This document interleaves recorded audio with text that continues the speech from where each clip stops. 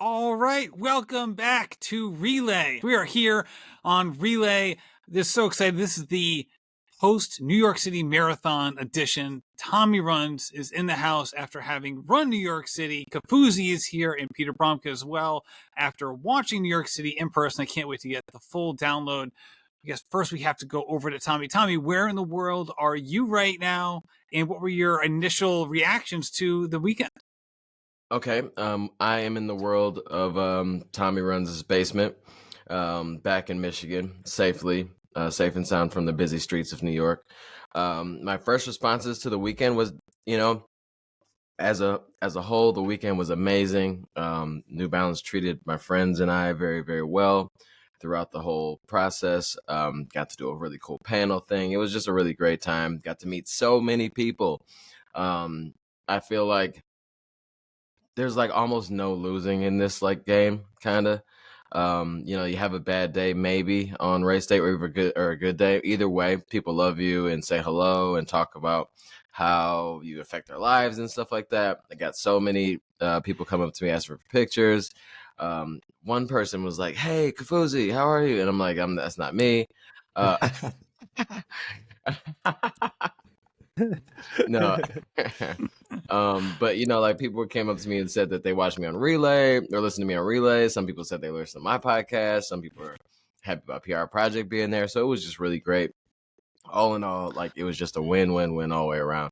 Race day did not go as well as I planned for it to.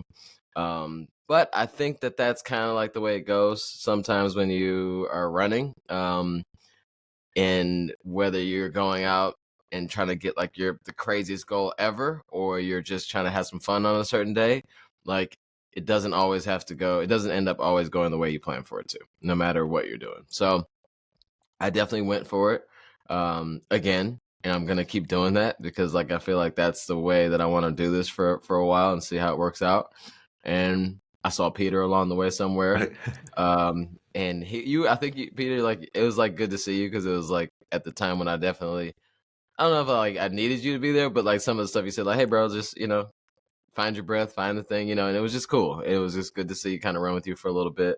And yeah, man, it was a crazy day. It was a nice moment. I think I was maybe yelling just like go to someone ahead of you, Yeah. and you were like, And I bro, was like, yeah, bro. I was like, bro, what about me? I mean, but like the stream of runners, it's just it can get overwhelming. I was almost trying to practice like how do you look and at the pack so that you don't just like have it all blur together. But yeah, it was a tough moment there. I mean, just to revisit that, I think I've talked about how like I think ultra races are kind of wonderful and dramatic because it stretches out these moments. Like if you had come into an aid station, a planned aid station at mile 18, it would have been ripe with drama, because you could talk like very clearly, but you're like, bro, like something's up, like it's not on. I don't know. And it was hard. I mean, it's an emotional moment where you're like, oh, I'm gonna find out, how's my buddy doing? Can I like pace him to be picking up the pace and picking people off? Oh no, we're gonna be like dipping into all the strategies. So yeah, I thought like if that was an aid station that lasted 2 minutes and we had to give you a pep talk, that's where you end up with those like long videos that go viral of friends supporting each other. But in marathoning, it's just like it happens, and I'm like, hey man, take that gel. And I forget if it was you or someone else who was struggling behind you. I'm like, remember, like people don't really care like really about your time right now. It's like me, yeah, it's like sticking it. I had to say that to a couple of people along that long northern route, going all the way up first to the Bronx is like, yeah, stay in it. So. Yeah. No, I mean, it was like, it was kind of funny though, because you didn't see me. And like so many things went through my mind at that point. I was like, yeah, because there's so many people that look like me right here. Like I'm sure like you just so easily overlooked. But like you were like, because I think you were tapped in with somebody, and then you turned around like to try to kind of get back to your like, like your locked in position to get ready for more people. But I'm just really glad like that I was able to like see it was you and then say hello, and then you kind of helped me out there for a bit. But yeah, like it was one of those days where it's like you know, in Boston in 2022, like I had put so much like on that race of like it needed to be everything, like all of my dreams and better, and it wasn't. So it was just a miserable time the entire way. Like there was no moment of like of having any fun, no matter what people said. It was just like this stupid, dumb, like long drawn out drama, you know? And I did like vowed that I'd never do that again. And it was just really cool. It sucked for it to happen in New York, but I'm glad it did because there were so many people there that I knew or knew me. And it was like every time I saw somebody I knew, like I either would stop and say hello and talk and like really like have some type of moment with them, you know? And and it just turned out to, at least if I'm going to be out here doing this 26.2 miles and more than a little over half of it or less than half of it was just uh, wasn't ideal for me. I might as well like have some fun, and that was really cool. And if Kofuzi, if Mike, if you weren't like running and filming at the same time, and I didn't know like how your videos play out, I would have just stopped and talked to you because I really wanted to. But I'm like, oh shoot, he's running. I guess I got to be going here too, you know, and do like some cool stuff. But like, it was really cool. It was I mean, oddly, it was a really good day. You know, it sucked, you know, like ego wise, it was like, oh man, I really wanted to go after this. And it felt like I wasted some time in training, but there's no waste, you know? But I had a good time. I still ran a respectable time overall, you know, I guess. But I had a blast, bro. Like, there's so many videos and pictures that people sent me of me like looking like I was alive still, even though I was dead inside. It was great. I mean, you look good when I saw you. I saw you after, I think, where Peter was, and I was like, Yeah. you're looking smooth. It just looked like you were No. cruising. So no. So here's how it really happened, Mike. So so like I don't even know what mile point you were at. Well, where were you?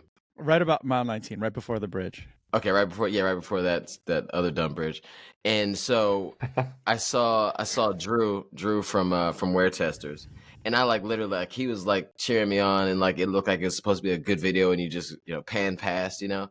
But then like I just stopped and started talking to him and then showed off my shoes a little bit, you know, had some fun. And he's like, yeah, I just saw Ben Johnson, who was actually who I was running with. Big shout out to Ben because he like locked in with me at like mile 1.5 or 2. And then we ran together from like maybe 2 to like 17 right before I saw like so almost 19, you know? And He might he's have a been very the guy. He pointed at me, and yeah, I was just like, you know, and I had met him at the New Balance shakeout, right. and Yep. so we were like you do it, and then I think you were like, but what about me? Like a little love, and I'm Yeah, like, oh, hey. sorry. Hey, give me some love here. But like he was really cool because he's a really strong runner. His PR is like well under 240. And you know, like I was like, you know what? It's really cool to run with somebody like that kind of knows how to a little bit more about how to like kind of pace these things and slow down when they need to. So like he helped out a lot and I was just running with him and I kind of like have a little insight onto how he runs so many good marathons because he's half the 70 something percent of the time he's looking around at cameras, you know, to like every camera he sees, whether it's like a grandma with a iPhone 2 or like a professional photographer, he's like pointing and looking and smiling and waving, and he was just having so much fun. Like I'm like, this is cool, you know. And so like even the rest of the way, like I kind of took some of that, like even though this isn't a good day, I'm gonna smile, I'm gonna wave, I'm gonna say hello. So it was just a really cool experience. Oh, so I saw Drew. He warned me though that you were ahead, Mike. He's like, yeah. No, he didn't like. I don't know if he. Spotter. I don't know if he like warned me, but he was like, oh yeah. Mike's Get just your down form there. tight. Mike's just down there or whatever. I'm like, okay, cool. Okay. Yeah, And wipe then I off was your like- face, get all the salt off. You got to look good. You got to be camera ready. Yeah.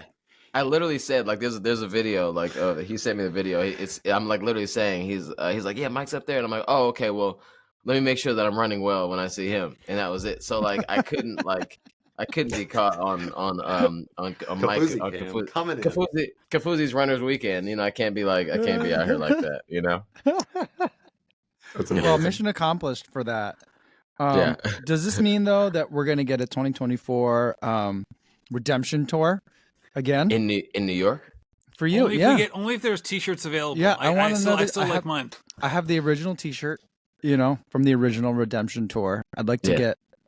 I mean, if there's another one, you know, I'm down. So like I think we got to come up with a different name, because I'm not. Redemption Tour 2. Yeah, like we More gotta redempted. we gotta wait. So you know what? You know what I'm gonna Never do? stop redempting. No, I think that it should be. I think it should be like Tommie Runz World Tour or something like that, and go to a couple Okay. places overseas and run some races. Kind of keep it positive, like the Redemption Tour Okay. I definitely had a chip in my shoulder. I think the original shirts of those that actually came with like a Lay's potato chip on the shoulder, but it kind of like broke off every now and then. But yeah, I may be doing something, but I don't know if I ever have to run New York again. Okay. Oh, All right. Right, I'm saying that now. My legs still feel like I should never do that again, but I'm not sure, bro. Like New York is way harder than Boston, not even Oh. the question. Not even the question. There's not even people ask that a lot. Like, I think just because both can beat you up, but people are like, which is harder? And I'm like, oh, maybe Well, you're I think that misunderstanding this. Like, New New York, York is brutal. people like people like present Boston a little differently. Like it's like you would think that it is no shade to Boston. We're not going there. But people would position it like it is the hardest one to do, like to run. Oh, gotcha. And there's a difference. Yeah. And also weather has played a factor in Boston in a very dramatic way, which can lead to how hard is this marathon, right? Remember 2018, there's been some years have been so hot, people weren't prepared for it. It's like, hey, it was 30 degrees yesterday, now it's 80. Like, what the hell's going on over here? Whereas, like, just from a course perspective, it seems like it's like a complete no-brainer when you're comparing the two. I will say, New York, it was a very nice spectating day. So my friends, we were out there. Mike, curious your thoughts. I was out there for enough hours that it got warmer and then cooler again. The cloud cover. So Tommie, right when guys who I was cheering for in your zone were really pushing the pace, the sun broke through, and I just saw a lot of suffering in that 18 to 23 range, where it's like it's a little warmer than that, post Halloween race that you would hope for, but it wasn't maybe an excuse race like last year where you're just like, what is this? But it was certainly not ideal. I think for people that ran fast and started early, it was not hot. But if you were like middle to end of wave 2 or behind that, then you spent a good amount of time from like the Bronx on down being hot, I think. Just being warm. Yeah, I tried to find as much shade as I could, and that was like another like shout out to Ben. Like I think even like on Queensboro Bridge, like I was kind of running maybe in the middle to left, because I knew we're getting off, gonna go left once we got over the top. And he's like, no, let's stay in the shade. And it was like, and I'm looking like I'm just gonna listen to him, but then I'm looking like I wouldn't have thought that because it wasn't direct sun for real, but it was like you could definitely feel the difference just by taking a few feet to like the right. And even on some of like the bigger roads when everyone was on the left, because like that was probably more maybe the cleaner path, we were like off into the shade and on the right, This guy knows what's up. By like a lane almost, and I'm like, I wouldn't have thought that. So I mean, maybe Sunday would have been even worse. Who knows? Yeah, I'd love to get into a conversation about going after big time goals at races like this, especially when there's a lot going on, right? So you're going, even if like you're not working a shakeout, like you guys are doing, if someone just wants to kind of imbibe everything that's happening over the course of the weekend, how that can dovetail either positively or negatively with trying to reach race time goals, right? Because Tommie, you've experienced this at Boston, at New York. There's a lot going on for you. And then how do you also make sure that on race day, you're mentally and physically and emotionally prepared to lay it on the line, as opposed to maybe doing a more local race where it really is just all about performance, and these other elements, as great as they are, don't have any impact on the proceedings? I mean, for me, I think that, I don't think that I did a lot this time. I mean, because I've done more, on a marathon weekend.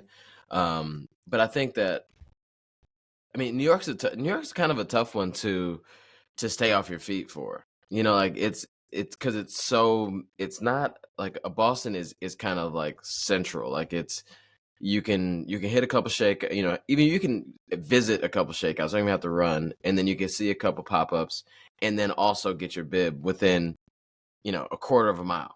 It's all right there. Like New York's much different than that. Like there's a lot of walking involved and a lot of moving parts and a lot of planning that you need to go through. So I think that like going into like, if someone's like, hey, I'm going to run New York City next year and I want to go after it, I would definitely do a lot of planning ahead of time, and trying to like consolidate things to, if you want to do a certain couple pop-ups, do a few of them all in the same area, maybe one day, and then do something different the next. But all that bouncing around subways and moving and all that stuff, it adds to the level of stress or mental capacity or whatever.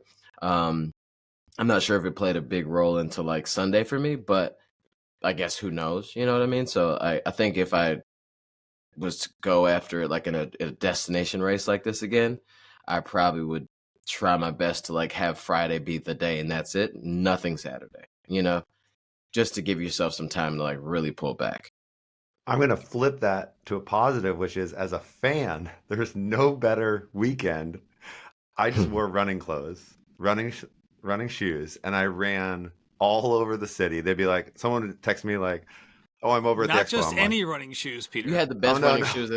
Yeah, no. All right, now they're outing me. For the days leading up, I was just wearing my Asics Nimbus, which are just like the cushiest pad. And I would just people would be like, oh, I'm over at the expo. I'm like, oh, okay. That's like a 1.1 miles. I'll just jog over there. And then someone's like, I'm going to pop up. And, it was, and then you show up and you're a little sweaty and you're wearing running clothes, but you're showing up to a running event. So you're like, hey, yeah, it's fine. These people are excited to be someone dressed like this. So I would encourage any fan to make the trip to New York for the whole weekend, because it truly is. It's growing. Everyone's saying this, but it's growing every year. More activities, more interesting panels, more like I went to the expo. I'm like, okay, I've probably seen these brands, and then I walk by. I'm like, Slow AF is here. Like Martinez is here. He had his own pop up. I met him, bought his book, and I'm like, that's like such a richer stall at an expo than I'm, used to buying like a medal holder or this or that. So it was pretty wonderful as a fan of the sport. But yeah, you could definitely overdo it, and got to be strategic. Yeah, for sure. And Mike, you've done a million of these races as well. I mean, so what's been your experience with going to these races, these destination races, and being like, okay, I want to perform versus, hey, I'm here more for the experience of the weekend? Yeah, the way I do it is I kind of pick one. It's hard to do. I think it's really hard to do both. And so, I mean, not that I'm like trying to like hit any sort of crazy time standards or anything like that, but like the last couple of Chicago's, I've been trying to do more and more events either that I'm putting on, and also make sure that I'm visiting all the pop-ups and all my friends that are doing other events. And I made the decision. I'm like, well, I just won't run. I've tried running fast before in Chicago. I've had really great days, but I want to do all these other things. I kind of feel like it's my home race. I want to be more of a host. And so like I'm finding other ways to enjoy running Chicago. And then I think for at least a few years in the future, I'm probably not going to run it. I'll just be on the cheer squad and cheer everyone on and enjoy the race that way, because like there's just a lot that's happening and it's so draining. Like even for New York, I mean, I had one event that I was like officially a part of, and then another one that I was attached to, but not as directly.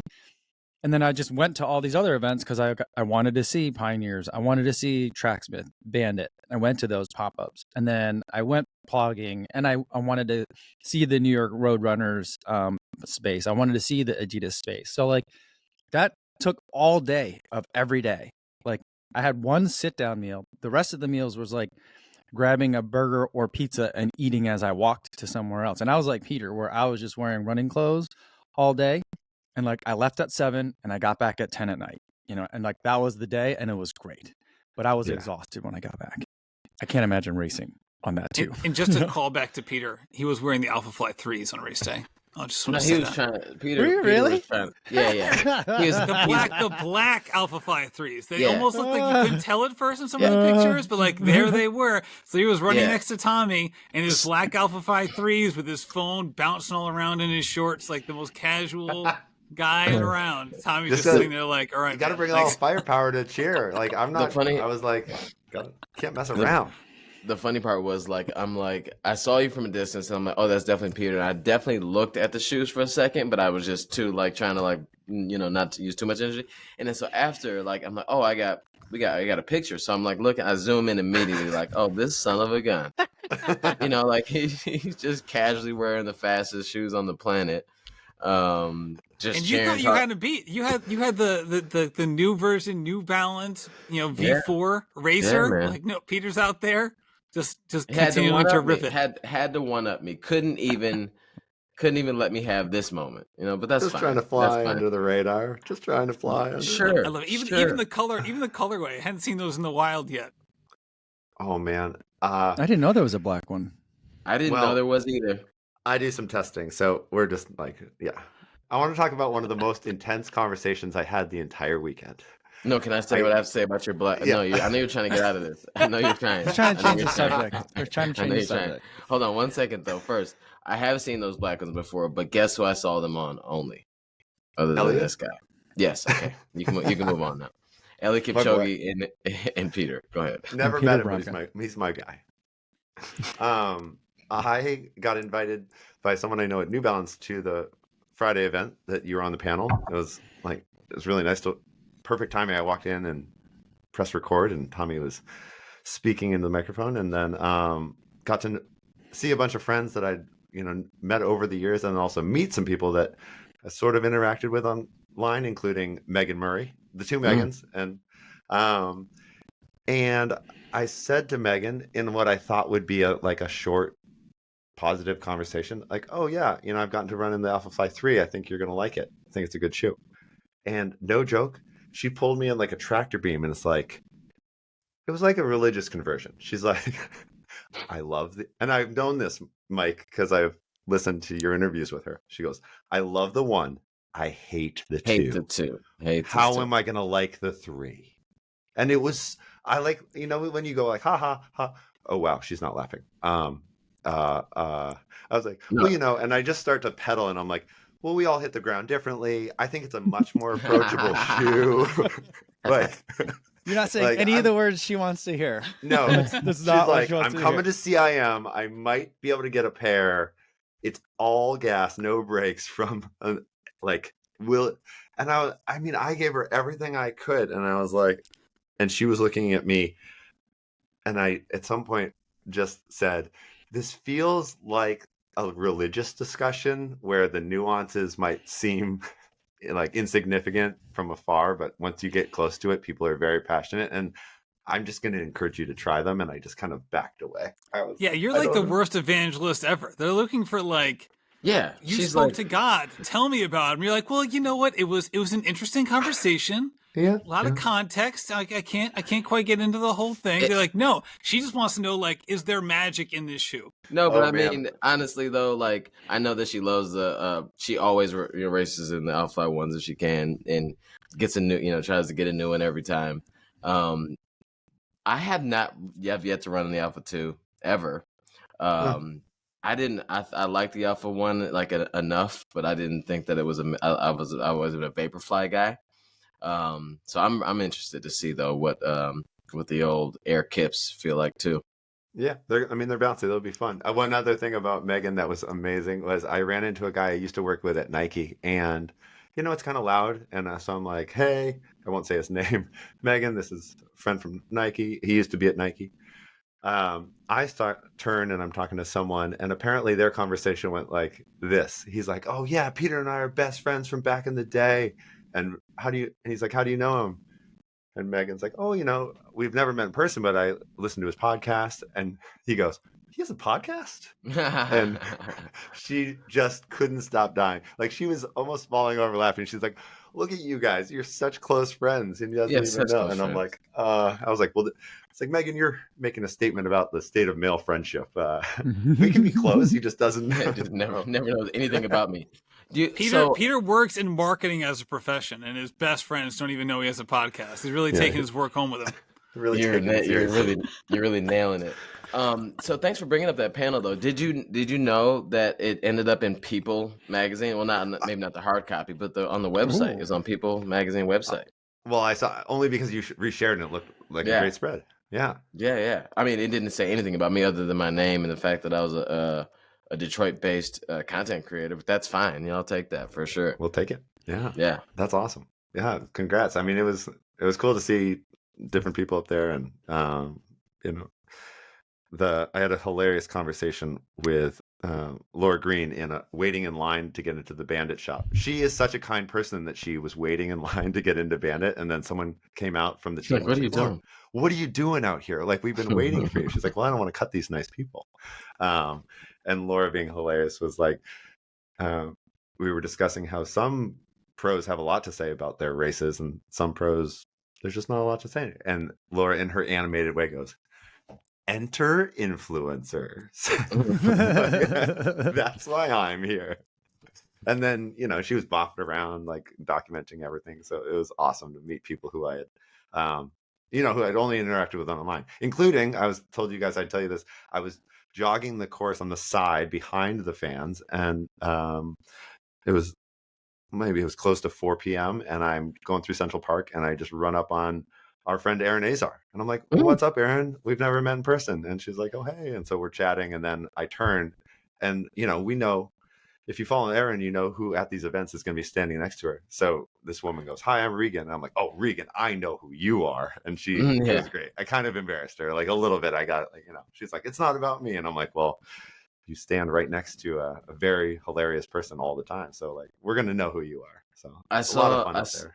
I saw Aaron in Central Park the second go around, like the second time in Central Park. So maybe around 600 meters or something like that. By the way, I just want to make sure you guys had your attention. By the way, that last 800 meters is literally 3 miles. Can we pull back? Yeah, can we talk about that for the fact that is not a true 800 meters? It's impossible. It's never taken me 80 minutes to run 800 meters. It does feel long, and it is uphill the whole way. It's not nice. It's not fun. I saw, like, real life size, like, New York rats were like, bro, don't go that way. and I'm like, well, I guess I have to. My mom's over here waiting. But so I saw Erin, like, at maybe 600 meters, and she just, like, randomly popped out of nowhere with a microphone. And she asked me, she was just like, Tommie. And then so, like, I, like, went towards her so I could, like, talk to her while I was running. And she's running next to me with a microphone. And then she was like, something about Riz.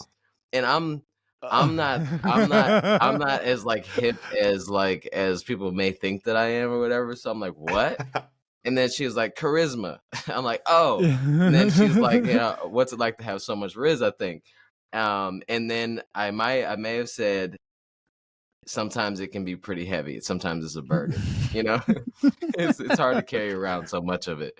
So I think that was, hopefully she doesn't use that as content, because that was such an idiot thing to say with 600 meters left. No, we need this. This is like the best content coming out of New York. I chatted with her at mile 24, she goes, oh, we saw Tommie. He nailed his answer. Yeah, so she's already selling it. She's already telling people how great it is. Matt, before we shift, I want to tell you that at the big shakeout on Friday, I was standing amongst the crowd, and I could kind of see Mike a ways away. And then Tommie came in from inside, and this very kind older man behind me turns to his friend and goes, ooh, that's Tommie Runz. He's a big deal. And I was like, yeah. Oh, my he's a great guy, too. He's a great guy. You're like, yeah, I know that guy. He bears the burden of all that Riz. He still has so much Riz. So much Riz.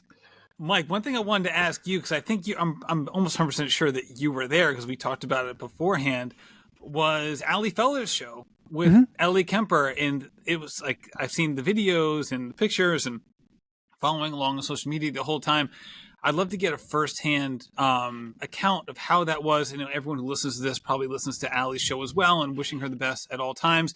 And to see her out in force and so many people there, I'd love to get a recap of how that went, because it really seemed like, besides the race itself, maybe one of the most remarkable things of the weekend. Yeah. Let's make it about me first for a second, though. So I get the email from Allie because I'm on her email list. And I didn't get like a personal email. I'm just like on the list. And so it's saying like, you know, the live taping is going to happen. They're going to go on sale at this such and such time. And I'm like, all right. I've been trying to get tickets to an Allie Feller live taping for several marathons now. I'm going to make it happen. I set the alarm. I happen to be in the car at the time my alarm goes up. I'm like, what the heck is happening? Like, oh, yeah. Tickets. Pull the car over as I'm driving, and I'm like, you know, trying to hit the button to get the tickets right away. Even though I did that, all the seated tickets were sold out, and all I could get was standing room only. And I was like, that's fine. I'm gonna walk around. I'm gonna, you know, film and lurk in the background anyway, so I don't need to sit. But then I go to this event. It's at the Levon Center that New Balance had all their stuff in, like basically like a giant warehouse-sized like club. And she had the space filled with people.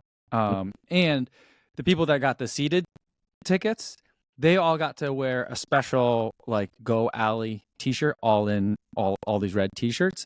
So everyone's in a sea of red t-shirts that say Go Alley on it. They're seated. The place is packed, like front to back, standing room only. And she comes out and she didn't know that the whole shirt thing was going to happen. And so she's like looking at a sea of red and everyone's got her name on their shirt. And so she got emotional for that. And it was like a really cool thing to see. And it was amazing. Like her fans like absolutely love her. And I mean, I totally get it. And it was just really cool to have that like really great energy. She's such a great steward of like New York City Marathon kind of spirit. And like people just look up to her so much, and everyone was thrilled to be there. It was just really great energy, and for me it was like kind of one of the first events that I went to for the entire weekend, so like a beautiful way to kind of kick off all the festivities for me. And it was star-studded too. Like I saw Kira D'Amato there, Ellie Kemper was the guest that was on there, you know. Jess Movald did the intro, so it's just like, you know, it was incredible. And then like all my friends were there too. The Believe in the Run team was there. I saw a bunch of people, all the people that they brought with them for the New York City Marathon were there too. So it was just like, you know, like it's like a family reunion, and like watching one of your friends like do what she does at the top of her game, you know, in one of her biggest events of the year. It was really cool. I was blown away at how awesome of an event it was. The energy was great. And she performed really well. The conversation, I think the podcast went out today, but like, but the conversation was good and fun too. It was very inclusive and heartwarming, and, you know, it was, classic Allie, as good as it gets. Yeah. When I was drinking some coffee and watching TV on Sunday in the lead up, and they're like, an Allie Feller over here. And I'm like, wait, what? Like, here we are. So she was out at the start with the microphone, like doing a great job interviewing, you know, heads of officials at the race. And it was like, oh yeah, of course, like gonna crush this. Yeah. And I think that because listenership in podcasting is a black box, and even if there are rankings, no one knows like the actual listenership of each podcast unless you are the owner of that podcast and can see the behind data, see the data behind, you know, the provider that you're using. Everyone knows that she has the most popular running podcast in the country and has had the most popular running podcast in the country for now 5 years straight. With that said, there's an enormous gulf between her listenership and second place. Like, it is enormous in terms, like, it's like the difference between like Eliud Kipchoge and Tommie Runz from a marithoning perspective in terms of pacing. And I'm not offended by my name being in that conversation at all.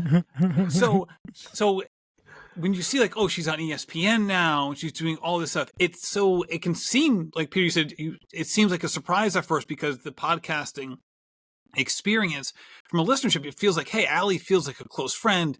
She shares her personal journey, and it feels intimate because it feels like this one-on-one conversation, just you, your headphones, and you're listening to Allie. And that's the magic behind it. But at the same time, I think people don't understand how big and popular Ali Feller is. And she is just one of the top 3 most popular running media members in the country, I would say, at this point. Like she's right up there, and it really is so great to see her having these kinds of opportunities, because she's certainly earned it and has earned it for years on end. You know, I think the difference between the podcasting world and Mike's world and YouTube is, you know, we can all see the viewership. We can all see the subscribers. We can see how many downloads or views a video has had and things like that, which is really interesting. It can be really nice.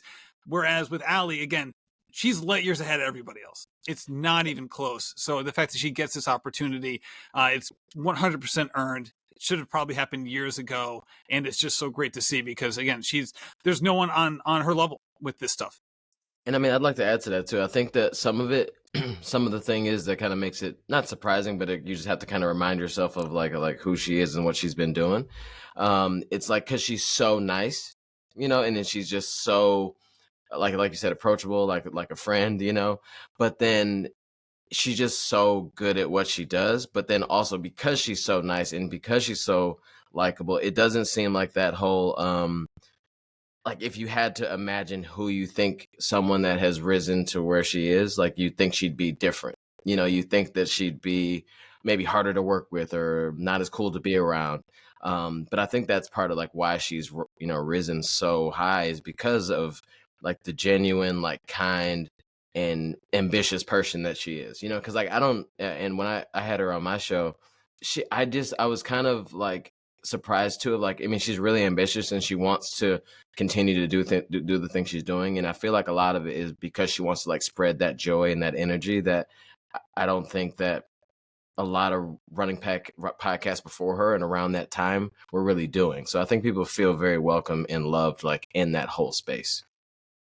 Yeah, there's a moment where she was on TV and I'm like, I'm glad that our ambassador, I like sort of hold her as a we, like trained herself in New York, you know, in the media scene, in the composure, because I almost would describe it as this coming together. Like we were for so many years used to, as running fans, like the people on the broadcast will be professional broadcasters and they maybe have studied up to some degree on like what's going on today, what is this about, and then over the years they've like thrown a pro on a bike, on a motorcycle, moped, you know, we could talk about that, and you're starting to see, and you know, and then as we know from hearing the backstory of Kara's experience, Dez's experience, like you start to be like, okay, this person has graduated into being able to be essentially learn the cues of how it all works. And Ali's like, oh, I'm a podcaster, but I also know how this works largely, and I'm able to learn on the fly over the years. So it's just, yeah, it's cool to see. And there's that like, oh, this person's talented, and then you get to see like all the nuances of like, it's like a sports star. You're like, that pass is really hard to hit. Like that's an elite level pass. So working those finish lines for years has probably helped her like really settle into like how to throw it around. And I mean, it sounds like, I mean, we always joke about all the different global feed, US feed, but like when she's down at the Boston Marathon finish line interviewing a pro who just won, who, you know, English is their second language. I've seen her do that, and you're like, okay, this is a certain style of like professionalism versus then you have Robin Roberts up on, you know, Verrazano Bridge, and she's trying to be, it's just, we go on forever, but like a lot of different ways of playing the game. Yeah, no question about it. And it really is, again, it's just so great to see, for sure. So with that being said, Mike and Peter, we talked on the preview episode about the finish line experience, kind of like the end of the day finish line experience. You guys had talked about how you were really excited to witness that in person, that you had both looked forward to it. I know it's hard to be there for the entire entity, you know, the entire time and go right to the end of the day. With that said, I'd love to hear more about that, because I know you were so looking forward to it, and it seemed like you had positive experiences, both of you, you know, witnessing some of the final finishers. Yeah. So Tommie, where were you? Mike, where were you? I was right at the finish. Nice. We got there a little bit before 8, and we stayed for we didn't stay all the way to the end. We were there for a little more than an hour. my understanding was that they were gonna like shut it down at 8, so we got there like 7:30 maybe. But that I was very wrong. 8 is when it turns into like nighttime like mode, and so like then they start the live feed and like they started passing out glow sticks and like light up clappers and like all sorts of stuff. It got super fun there, and then like they kind of didn't care as much if you started wandering behind the finish line and all that kind of thing. And so like the vibe was incredible. Seeing everyone come through was very inspiring. They had an MC, they had music. And then, I ran into a lot more friends there too, Wow. so like that was also fun. And like, I think that was, I only knew about it because of like the coverage that both Ali and Aaron, both of people who we talked about today, showed or told us all, not just me, but like, they put out content about it. And I was like, oh, that's something I want to experience. And so that's something I took away from last year. And so I made it there this year. And I'm definitely glad I did. And I think it's something that anytime I'm in New York for the marathon, it's something I'll definitely go check out again. Yeah, it was awesome. We, a bunch of the Brooklyn Track Club members that I know said, let's go down to South Central Park. So that's just maybe half mile, 3/4 of a mile to go. So you're on the street, which is its own scene.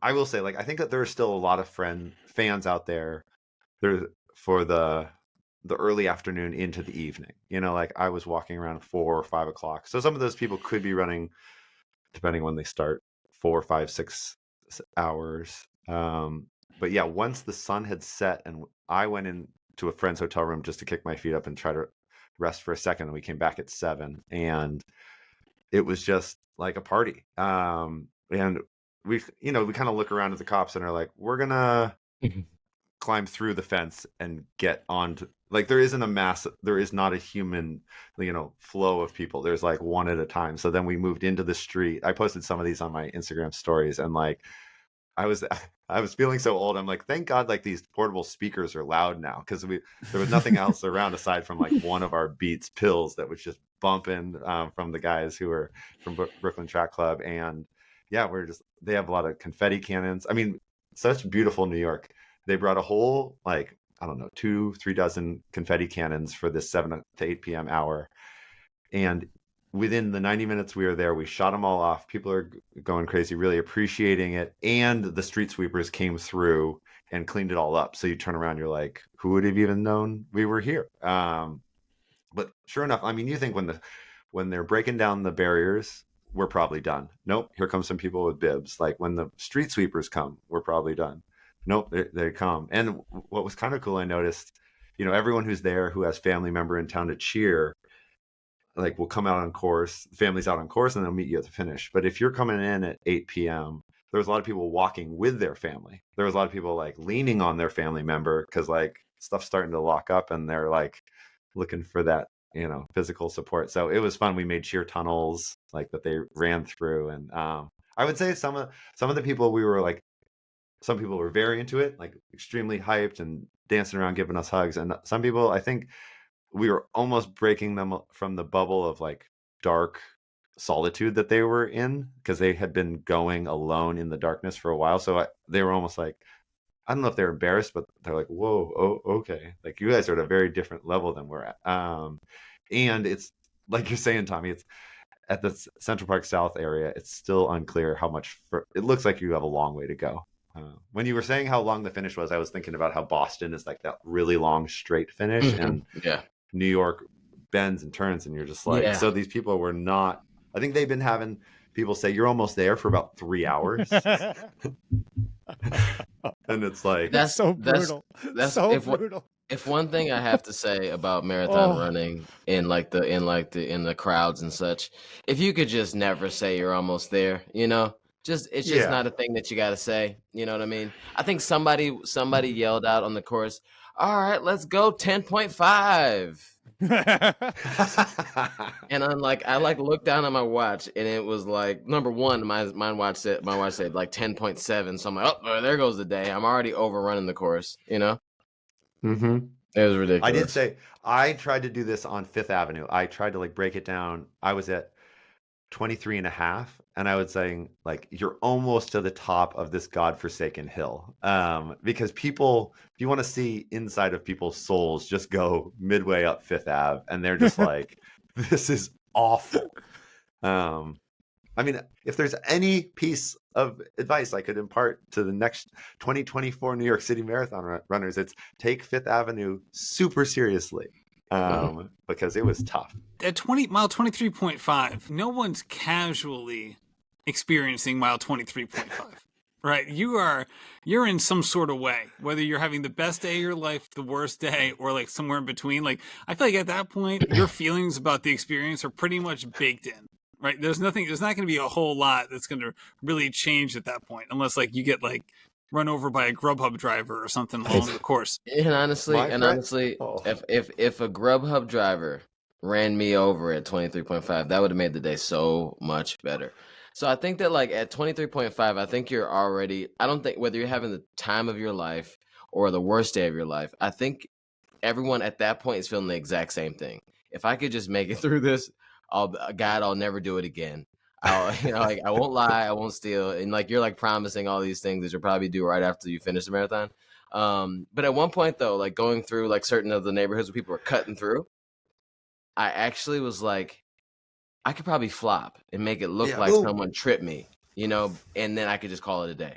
Shout out to the Amazon delivery guys and the pizza delivery guys. They're there like, still time it, go. And they just bolt. I forget where I was, but it was right in like the heart of like 4-hour pace group. And so like probably like the busiest like pack of people you can imagine. And I'm trying to cross the street and I see someone on a scooter trying to, like a delivery person trying to cross the street. And I'm like, they're moving at a pace where if you just start inching your scooter across, they will go around you. And that's how you can go.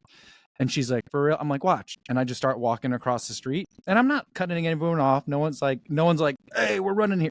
I know how to get across a race. And I'm like, so come on. And she looks at me and she's like, no, I don't think so. And instead what she does is she waits, and then guns it. And I was like, oh, no. That's a way. That's a way to do it. I'm like, oh no, she's going to take somebody out. Yeah. She made it through. She knows what she was doing. That's why they hire the pros to New York. Yeah. Oh man, such a fun weekend, but just so many orders of magnitude. Matt, I was telling a friend of mine's wife who was there cheering, I was like, if you go to the Houston Marathon, it seems big, and it's almost half the size of this event. So like, this is the biggest marathon in the world, right? Just in terms of the amount of runners. I think it was over 50,000 finishers this year. Right. There was like 500 DNFs, I think I saw in the stats. I was like, only 500. I couldn't believe it. Yeah. Sorry, it's like a 99.5% finisher rate. I was blown away. I would have expected, it was not a perfect weather day. Like people go, I was just like, you could definitely have some people drop, but no. Reed Fisher, saw him out there. He's a DNF. No, that's right. I saw him at the finish line. Sorry to blow up your spot, wow. Reed. I saw him Reed Fisher. Yeah, I saw him got to minute 49. Got to minute 49 of this podcast, catching strays out of nowhere. No, you know what? He was at the final finishers though. I saw him at the finish line. I chatted with him for a bit. So he didn't have a day he wanted, but he was still out there cheering for people. Peter, I can't believe you blew up his spot like that. The video of you like giving him saying his name, he looks right at you, gives you a thumbs up, like you're like the only spectator on the course, and then this is how you welcome him. No, Reed and I are like kind of. Reed and I are acquaintance friends. I was definitely cheering, but even the way he gave me that thumbs up at 8, I was like, he seems a little not engaged with that lead pack up there. And then, like Mike said, at the end of the night, we're just screaming our faces off at all these people coming through at 8:40, and this guy in like a slick black jacket is walking down the street, and I'm like, Reed, you should try one of these sometime. You can take as much time as you want. You can walk it in if you need to. Oh wait, you have an important race in 89 days? Definitely don't walk it in. Like, you have a career-defining opportunity.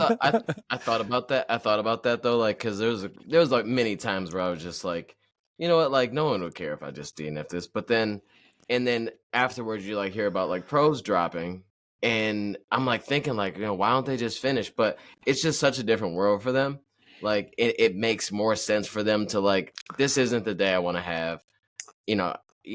almost like I'm pulling the plug unless there's like, I'm not racing for another year. You know what I mean? Yeah. I feel like will they say, got to make except bigger for decisions.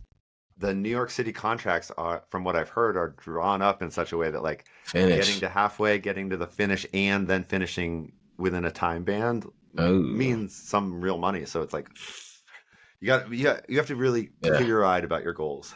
Well, this is fun, guys. Such a fun weekend. All right, Tommie's got to bail. He's got a real job. We record this in the middle of the day, so he's got a real job he has to go to. We'll probably record another episode later in the week, probably talking about the professional side of this, right? So get Laura on here to make sure that she can weigh in. The women's pacing, I think, was a real big talking point during the race because we had some of the best runners in the world, like the 5, 6, 7 top runners in the world competing, and kind of took it out, kind of almost like an Olympic 1500 meter race, like chill, right? And we'd heard on the broadcast so many times, Carrie basically saying like, hey, these people are this is a Sunday jog pace for them, right? And that was not derogatory. It was like, hey, that's just their level of that's just their level of fitness. This is what they're able to produce, right? Running at a 2:30 marathon pace for them is like, between 10 and 15 minutes slower than what they probably could have done on that day. And it was interesting to see the back and forth. I can't wait to have Laura on here to talk about how she viewed it from afar and as someone who's able to watch the broadcast the whole time. You guys had an awesome in-person experience. Obviously, that doesn't lend itself to like dialing in what happened at the front of the field.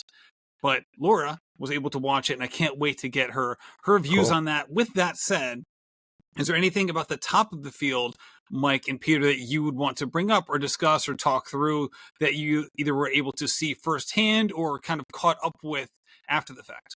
One thing that I noticed the entire time is that Letensbeth Gade was just lurking. She was like an alligator waiting in the swamp. Like she was ready to pounce the entire time that I saw her. She was just waiting for that moment. And I was like, she's just hanging out back there. What's going on? I'm like, what's going on? Oh, something's going to happen later. And so that was really fascinating to see how that played out. And then the dynamics of how the men's pack started stringing out relatively quickly versus the women's pack running much more strategically the whole time. That was very apparent